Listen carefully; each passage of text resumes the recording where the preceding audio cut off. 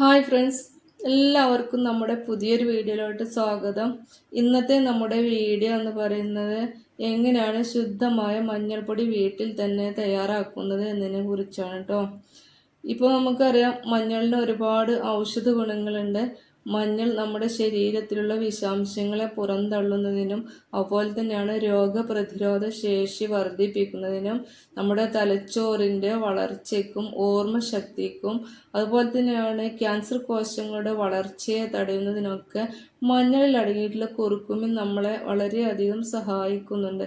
അപ്പോൾ കുറുക്കുമിൻ ഒട്ടും നഷ്ടപ്പെടാത്ത രീതിയിലാണ് ഇന്ന് നമ്മൾ മഞ്ഞൾപ്പൊടി തയ്യാറാക്കാനായിട്ട് പോകുന്നത്. ഇത് ഞാനിവിടെ വീട്ടിൽ തന്നെ കൃഷി ചെയ്തിട്ടുള്ള മഞ്ഞളാണ്. മഞ്ഞൾ ഏതൊരാൾക്കും കൃഷി ചെയ്യാം കേട്ടോ. അപ്പോൾ ഇത്ര മഞ്ഞളാണ് നമുക്ക് കിട്ടിയിട്ടുള്ളത്. ഈ മഞ്ഞൾ ഞാൻ ഒരു ദിവസം ഫുള്ളായിട്ട് വെള്ളത്തിലിട്ട് വെച്ചിട്ടുണ്ട്, വേരും മണ്ണൊക്കെ കളഞ്ഞതിന് ശേഷം. അപ്പോൾ അങ്ങനെ ചെയ്ത് കഴിഞ്ഞാൽ നമുക്ക് വളരെ പെട്ടെന്ന് തന്നെ മഞ്ഞൾ ക്ലീൻ ചെയ്തെടുക്കാനായിട്ട് പറ്റും കേട്ടോ. കിളച്ച ഉടനെ തന്നെ കഴുകിയെടുക്കാൻ നല്ല ബുദ്ധിമുട്ടാണ്. അപ്പോൾ ഒരു ദിവസം ഫുള്ളായിട്ട് വെള്ളത്തിലിട്ട് വെച്ചാൽ വളരെ പെട്ടെന്ന് തന്നെ നമുക്ക് വൃത്തിയാക്കി എടുക്കാനായിട്ട് പറ്റും. ഇനി നമുക്കിതൊന്ന് വേവിച്ചെടുക്കണം. അപ്പോൾ വേവിച്ചെടുക്കുന്ന സമയത്ത് നമ്മൾ ഒരുപാട് വെള്ളമൊന്നും വെച്ച് കൊടുക്കുന്നില്ല കേട്ടോ. ഒരുപാട് വെള്ളം വെച്ച് കൊടുത്തിട്ട് വെള്ളം ഊറ്റിക്കളഞ്ഞാലാണ് നമ്മൾ കുറുക്കുമിൻ നഷ്ടപ്പെടുക. അപ്പോൾ കുറുക്കുമിൻ നഷ്ടപ്പെടാത്ത രീതിയിലാണ് കേട്ടോ നമ്മൾ മഞ്ഞൾപ്പൊടി തയ്യാറാക്കാനായിട്ട് പോകുന്നത്.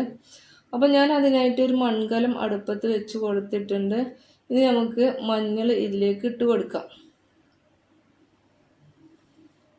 മഞ്ഞൾ ഇട്ട് കൊടുത്തതിന് ശേഷം നമ്മൾ വെള്ളം ഒഴിക്കുന്നുണ്ട്. വെള്ളം ഒഴിക്കുന്ന സമയത്ത് മഞ്ഞൾ മൂടുന്ന രീതിയിൽ വെള്ളം ഒഴിച്ചു കൊടുക്കുന്നില്ല കേട്ടോ. അപ്പോൾ നമ്മൾ ഇത്രയാണ് നമ്മൾ വെള്ളം ഒഴിച്ചു കൊടുക്കുന്നത്, പകുതി വരെ മാത്രം. ഇനി നമുക്കിതിലേക്ക് വെള്ളം ഒഴിച്ചു കൊടുക്കാം. കാരണം ഈ വെള്ളം നമുക്കിതിൽ വറ്റിച്ചെടുക്കാനുള്ളതാണ്. വെള്ളം നമ്മൾ ഊറ്റിക്കളയുന്നില്ല. വെള്ളം നമ്മൾ ഒഴിച്ചു കൊടുത്തിട്ടുണ്ട്. ഇനി നമുക്ക് അടച്ചു വെച്ചിട്ട് വേവിക്കണം. മഞ്ഞളിന് അത്യാവശ്യം നല്ല വേവുണ്ട് കേട്ടോ. ഞാൻ 2 മണിക്കൂർ ഇത് വേവിച്ചിട്ടുണ്ട്. എന്നിട്ടാണ് ഇത് വെന്ത് കിട്ടിയിട്ടുള്ളത്. ഇനി ഇതിവിടെ കിടന്ന് വേവട്ടെ. ഏകദേശം 2 മണിക്കൂർ കഴിഞ്ഞിട്ടുണ്ട് കേട്ടോ. നമ്മുടെ മഞ്ഞൾ ഇതാ കണ്ടോ, നല്ലപോലെ വെന്ത് വന്നിട്ടുണ്ട്. ഒരു തുള്ളി വെള്ളം പോലും ഇതിലില്ല. നമ്മളിതിൽ ഒഴിച്ചു കൊടുത്ത വെള്ളം ഫുള്ള് നമ്മളെ മഞ്ഞൾ തന്നെ വലിച്ചെടുത്തിട്ടുണ്ട് കേട്ടോ. അപ്പോൾ ഇങ്ങനെയാണ് മഞ്ഞൾ വേവിച്ചെടുക്കേണ്ടത്. മഞ്ഞൾ ഫുള്ളായിട്ട് വെള്ളം ഒഴിച്ചതിന് ശേഷം വെള്ളം ഊറ്റി കളഞ്ഞിട്ട് വേവിക്കുന്നതിനേക്കാൾ നല്ലത് ഇങ്ങനെ ചെയ്യുന്നതാണ്. അപ്പോഴാണ് ഗുണമേന്മ കുറച്ചും കൂടി കൂടുതലായിട്ട് നമുക്ക് കിട്ടുന്നത്.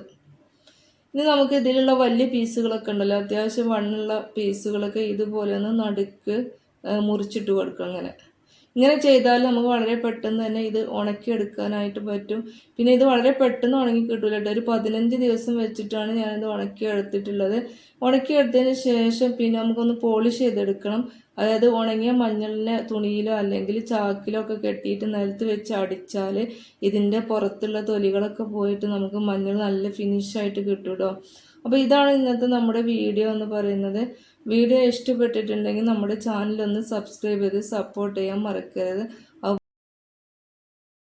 പിന്നെ വീഡിയോ ലൈക്ക് ചെയ്യാൻ മറന്നിട്ടുണ്ടെങ്കിൽ വീഡിയോക്ക് ലൈക്കും കൂടെ കൊടുക്കാൻ മറക്കരുത്.